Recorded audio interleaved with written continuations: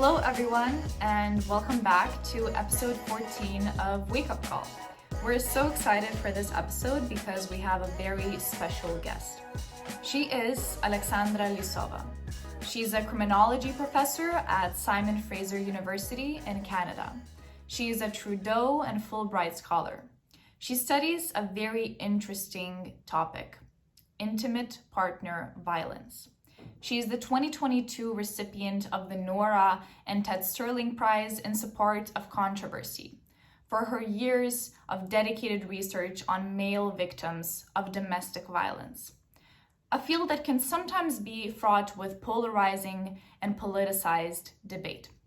That is why we're so excited today to have her on and talk about why few men come out and loudly share experiences about their experience with domestic violence.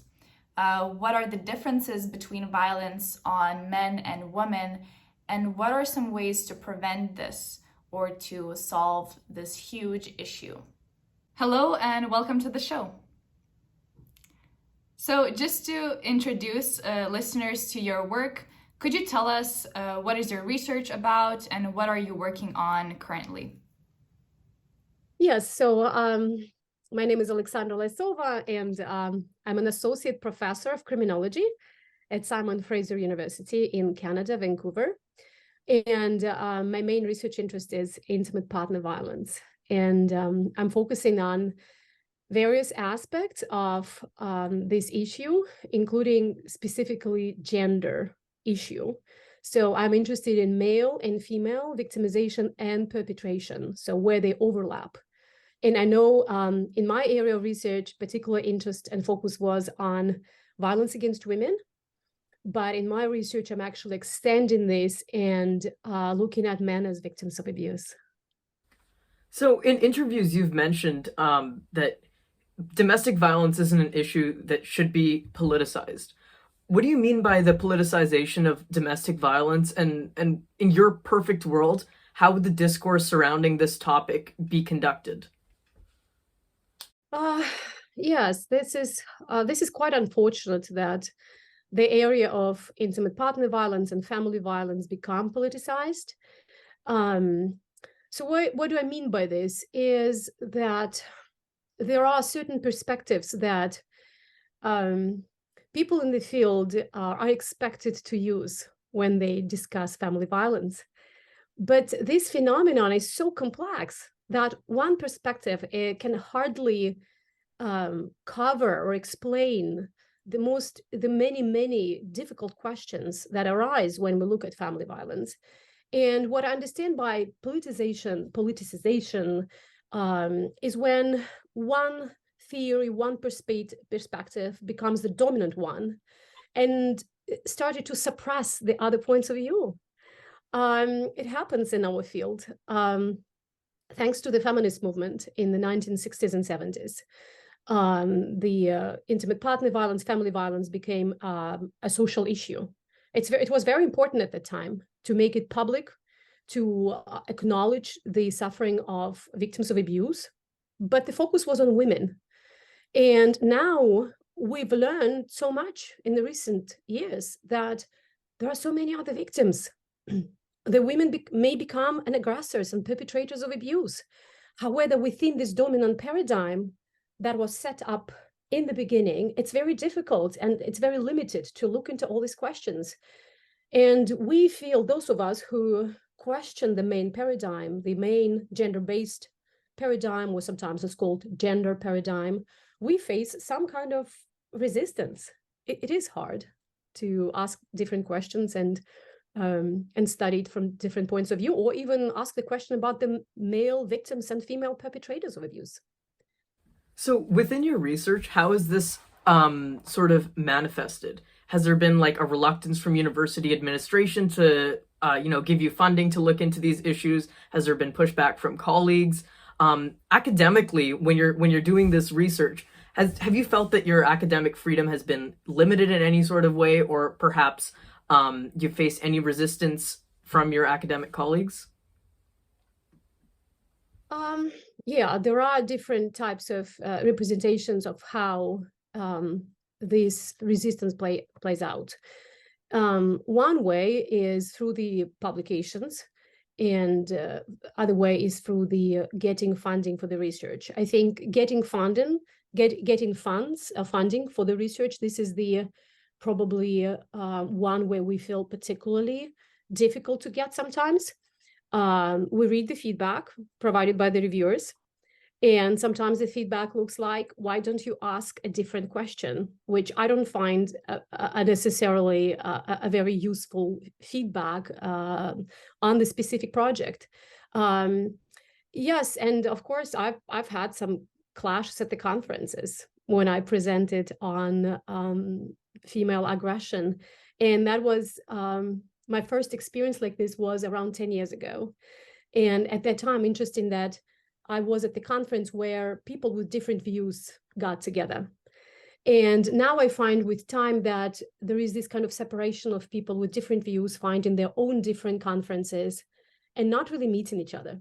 So now in some ways it's easier to talk because we all meet and talk only to each other. But that's not necessarily a good thing or useful thing for the field as I see it. So it would be important to get together and continue the discussion and find a way what's the best for the victims, how to prevent violence, how to make sure that we look at all different aspects of the issue. And I don't think it's happening. As for the university itself, no, it's been quite well because the university is just a structure that gets us all together. But the specific ways through the publication process, through getting public and presenting our research, that's where we can see specifically that there is some resistance. Yeah, I think me and Vishwa can definitely agree that, I mean, we even started this podcast with the aim of sharing different perspectives and educating people to not stay in these echo chambers. So we definitely see how this is very important. And I wanted to talk a bit more about the gender division in this topic, because I feel like if you're an active person on the internet, it is very easy to see how a lot of women nowadays are coming out and sharing experiences of them facing domestic abuse, whether mental, whether physical. They're sharing experiences about them facing these horrible issues. And I think this especially sort of exacerbated after the Me Too movement started. We see the feminist movement and other women's rights organizations constantly reminding society that these issues exist and also lobbying governments to take certain action. For example, a notable one is the Istanbul Convention, which seeks to prevent violence against women and overall violence in the family.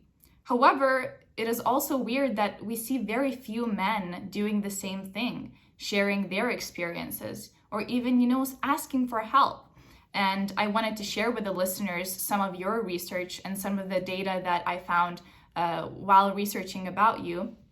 Data from 2009 and 2014 from the Canadian General Social Survey on Victimization estimated that more than 655,000 men in Canada reported having experienced physical or sexual victimization due to this intimate partner violence at the time of the surveys.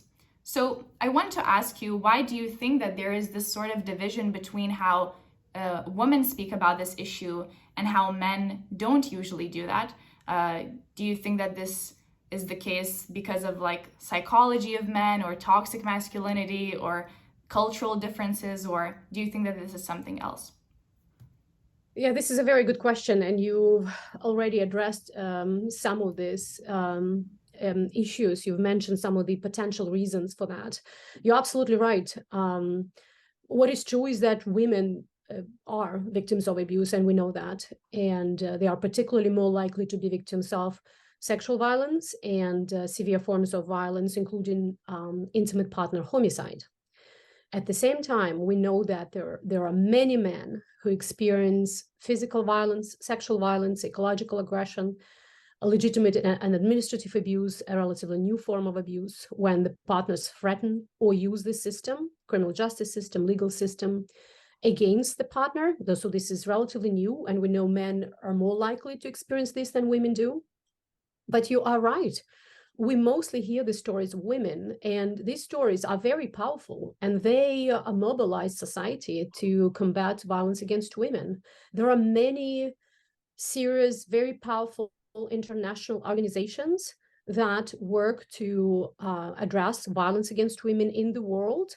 World Health Organization, United Nations, they all have divisions, special departments working to address violence against women. However, it's not the same for men. You are absolutely right. We know the male victims are out there, and there are so many thousands of them, as you correctly cited our statistics from Canada. They're not that active in coming out and revealing about their experiences of abuse. For example, last week there was an International Men's Day, and this is something that many people never even heard of this day. And this is the day that we could remember and think about victims of abuse and victims of wars, which are primarily men. We could talk about the suicide issue that again affects primarily men. But no, we don't hear that a lot.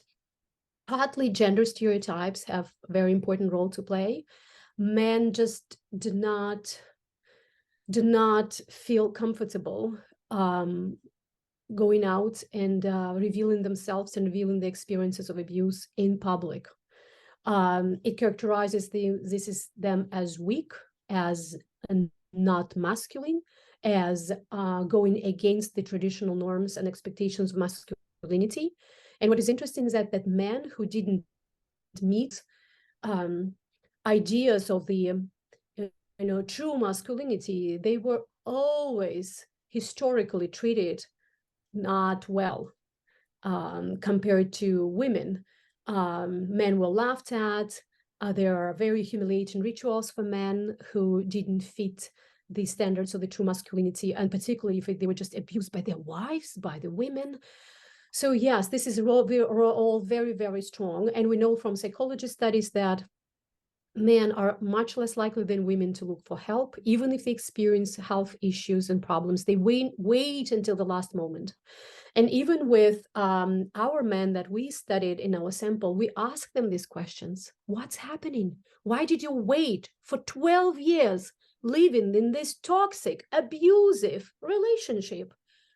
And they're just saying, I don't know. I just hoped it will become better. So men share a lot of myths that the relationship somehow will get better.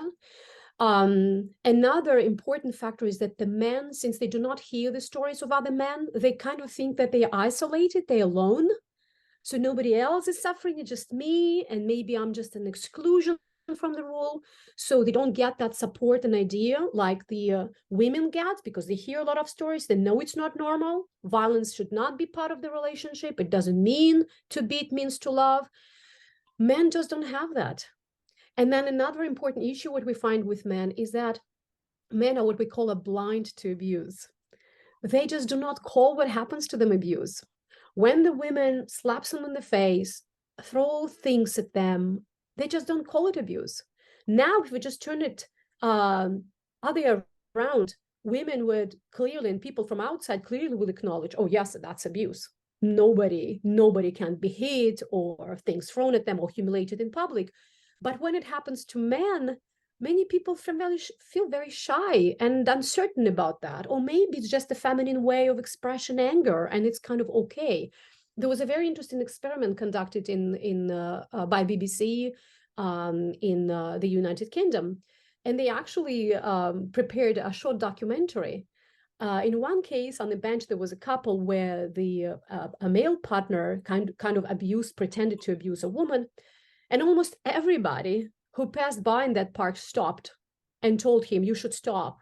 You should stop. It's not okay. We will call the police." So it was everybody would need to interfere and feel it's wrong. However, when they switched the roles, and it was a woman who did almost the same things with a man, almost nobody stopped. People looked at them and some kept going, because they would say, "Oh, you know what? I don't know how to respond to this. It's not kind of something that deserves to be treated seriously." So yes, all of these gender stereotypes, lack of attention to men's issues, lack of information about men, all plays out. And of course, the idea that in this research, it's just about violence against women. Men tell us, we just don't fit. It's all about women. Where do I go? What do I say? It's not designed for us. We're not welcome. Yeah, and I think a lot of those underlying issues that you addressed, like in terms of the social like taboo against men being vulnerable, men calling something that's abusive as abusive. I think there's some action now. People are realizing, wait, this is completely wrong. I'm starting to think about the evolution of Movember from a prostate cancer awareness month to becoming a men's mental health awareness month as being one thing. But even these things are sort of often derided as toxic masculinity. I'm just citing something I read in the school paper, and McGill Daily released this article basically lambasting Movember as a men's wellness month as being something that's toxic, an example of toxic masculinity, and that essentially, there's all these issues in the world and men are doing so much better than women in the world, therefore these issues don't deserve to be talked about, which I just thought was completely ridiculous, because our very goal is to heal these divisions and these problems in our society. Why should it matter whose issues we're dealing with? It's not like by dealing with men's issues and raising awareness for men's health, we're somehow diminishing the struggles that women have gone through as well. So I think that was a very interesting point that you brought up. I want to talk about something that you said early in your answer when you talked about male homicide and intimate partner homicide. So research shows that women are more likely to experience domestic homicide than men in relationships, like you mentioned. And the UN number that they have is that 45,000 women and girls worldwide were killed by their intimate partners and other family members in 2021. So on average, 5 women are killed by someone in their own family every hour. So you've researched, in difference to this particular piece of research, you have in particular researched domestic homicide on men rather than women. Can you tell us a little bit more about your findings from this research on this particular topic? The circumstances surrounding these homicides, how they might compare and contrast with the homicides on women? Yeah. So this is something as well research studied, very well researched. The fact that around 80% of victims of intimate partner homicide are women, and around 20% in different countries. In Canada, it's around 21%. Are men. So every 5th person killed in a relationship is a man. And again, the majority are women. So what I think happens here is this is something, why I think it's important to look into domestic homicide or intimate partner homicide. It is just because this is something which is quite different from the stranger homicide. Domestic homicide happens within the intimate relationship in the context of very strong emotional connection, people living for years together, sharing property, having children together, other relatives. And if we frame the issue of violence against women, or now they call it femicide issue, so they focus on the femicide, then we actually, I think we do not see the complexity of this issue. It's not just the violence against women or femicide, as they just find it killing of a women because they're women.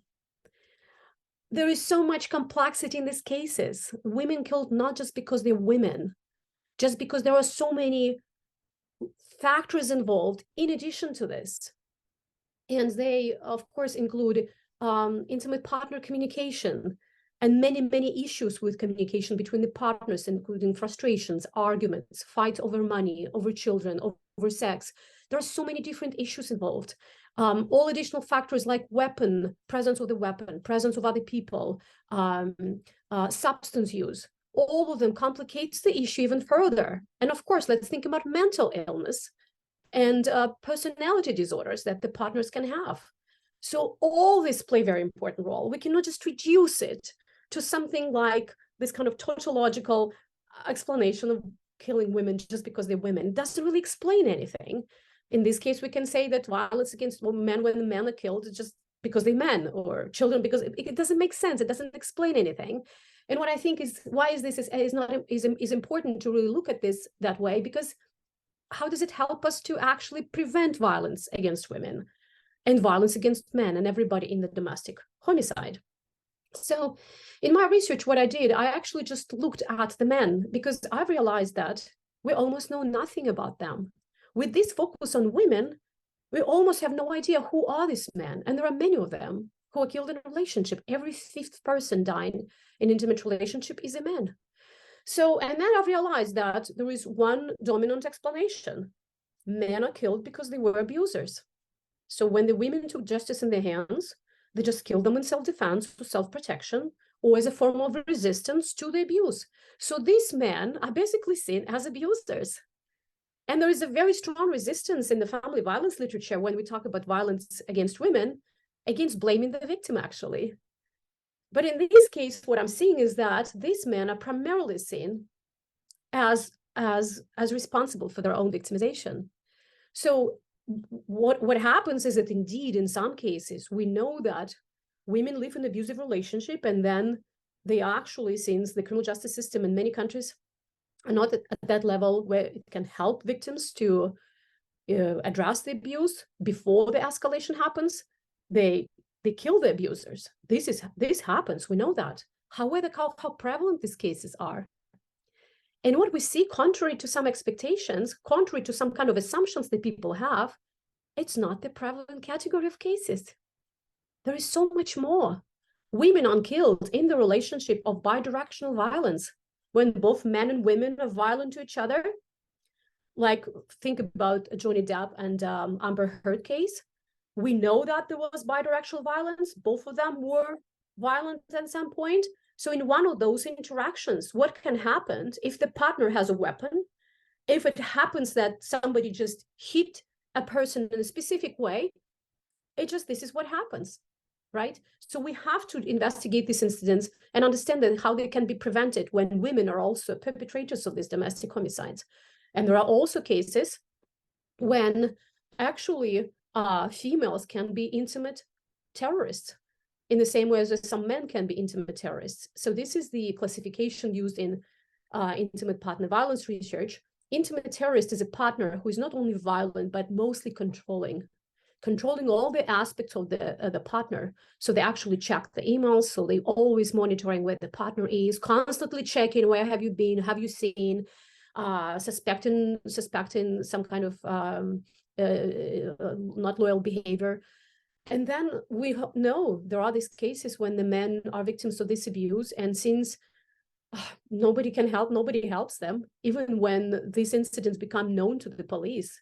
Even police just shrugs them off and just laughing and saying, it will be okay, or just warning the female perpetrator, and then the man ends up being killed. So these cases should also be investigated, and we need to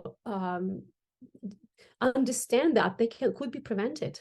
So yes, answering to your question is, we see much more diversity of cases when the men are killed. We see a lot of more opportunities for the prevention. The problem is that there was not much research, and honestly, there's not much interest even to look into who these men are. And what I'm actually moving forward in this research, and I'm arguing that if we look at men not only as abuser, but also as victims, we can actually would be in a better position to prevent violence against women and homicide of women perpetrated by men who were humiliated, abused for years, couldn't find help, start using alcohol and other substances. So do you see this connection? So we kind of missing this part. At this point, the research is quite rich on the area when men are abusers with certain, being batters with certain psychological characteristics, with certain types of controlling behavior. This is well researched, but it's not well researched when actually men who experienced abuse in bidirectional violence, who experienced abuse in intimate terrorism relationship, didn't get help. And this is when they actually become the one who protect themselves against abuse, or just lashing out after years of abuse just because nobody's there to help them. So yes, we see a lot more complexity, a lot more diversity, and that is why I call my research at this point a typology. I really would like to see many more different types of domestic homicides involving men as women as both perpetrators and victims. Yeah, this is so interesting that there's so much context that goes into these things, and you might not think about all of the different situations, and that actually gender or the patriarchal standards might not play such a huge factor in comparison to other things that that people in a relationship might experience. So I actually wanted to follow up on something that you mentioned. You mentioned how men tend to be blamed for their own victimization, and they're sort of painted as the evil guys even when they're being abused, or represented as illegitimate partners or like victims in the news media. So this is also reminding me of how, for example, many women who have experienced, for example, rape are sort of blamed for their own experience because of the way that they dress or because of the places that they go to. And this is all very bad, of course. So maybe you could explain to us or ponder on why this violence on men is sometimes considered their own issue in the popular media right now. This is part of the same larger issue of seeing men as exclusively within this very strong limits of traditional masculinity. They're all seen as dominant, powerful, controlling type, and not seen as the one who may need help and deserve protection. And that simply acknowledging that not all men are equally powerful and capable of doing things. There is a great diversity among men as among women. And some men are very vulnerable. We're talking about the older men who are subjected to abuse. We know about the man living in same-sex relationship, about transgender men. We're talking about the immigrant man, about indigenous man. All these different groups experience all kind of abuse. And people, when they think about men, just don't think about this different variety of men. When they think about women, we hear about these minority groups, about these different categories.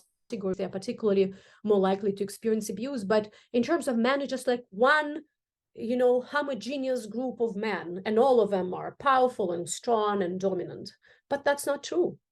There's so much more diversity. And I think this is where public and in the public view, there is a lack of information on that. So it's much more difficult for men to be seen more individually. And I think there is another issue with empathy. Men just do not incur that sense of empathy that other victims have. It is well explained again in evolutionary psychology. We experience more. We want to help more to people, to so-called vulnerable victims, to the perfect victim who are just vulnerable and weak and young.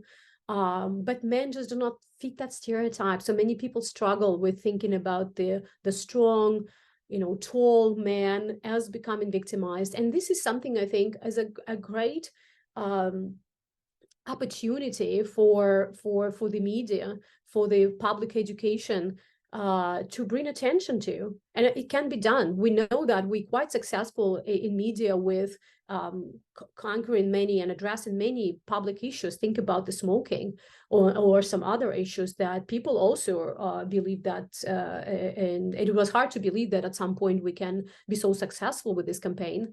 So yes, I think there is optimism in this, but it should be willingness to actually acknowledge it this way. It should be, and that is why I unfortunately see this issue so much politicized, and considering this issue from certain type of ideology takes away this idea of empathy for men.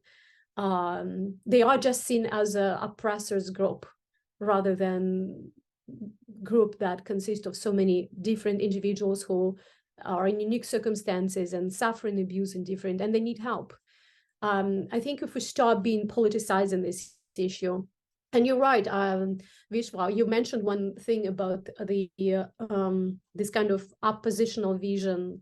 And this is what I'm curious about. Every time I'm here about feminist women's rights advocates, they are very much praised, right? It's great when you hear about people proudly say that the feminist advocates, feminist researchers advocates, while people mention men's rights advocates for the men's rights, it's seen as something obscene, something's wrong. It's a double standard towards women's protecting their rights and men's protecting their rights. So yes, it's a lot of double standard, painting the other side wrong, and not really able to talk about and finding the ways there. There are many common experiences that men and women as victims of abuse have. And there are very specific things. So that is why in the field of intimate partner violence, we right now like to use the term gender inclusive or gender specific policies and practices, because women and men share a lot of common experiences, like, for example, physical violence, psychological aggression.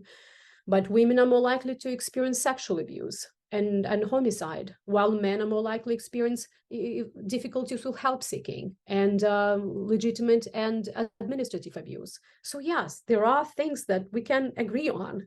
We just need to work together rather than constantly finding a way to be oppositional and not to talk to each other. But I think this is a problem with today when people stop really talking to each other, and it's really wrong. I think it's really refreshing to hear your sort of heterodox perspective, removing ideology from the equation entirely and focusing on isolating the problem and working together to find solution. I think it's a perspective that's missing from a lot of discourse surrounding this topic. So our final question to you is this, and it's essentially like sort of synthesizing the findings of your research in terms of like what can be done to prevent or like solve the problem of intimate partner violence. What are the specific, whether it be policy, interpersonal actions, community actions that can be taken both by people experiencing intimate partner violence and by governments and policymakers at large that can be done to solve this issue? So first of all, I think it is important to update our views on intimate partner violence and finally acknowledge that it's no longer just a violence against women. This is the first block, the first obstacle on the way to any reforms and any changes in policies and practices that we experience today. And acknowledge that intimate partner violence is extremely complex. Everyone in the intimate relationship can become victim of abuse, and they all need to be helped. What is important next step is, of course, the media campaign. Media plays a very important role in it, and what you're doing today is I really praise that, to bring awareness, to really talk about the all these different aspects of intimate partner violence that are not well known to the public. I regularly get emails from people who are saying, thank you so much for bringing this up, because we don't hear this. Nobody believes this. Nobody thinks it's serious. So we need more awareness that it's not just women.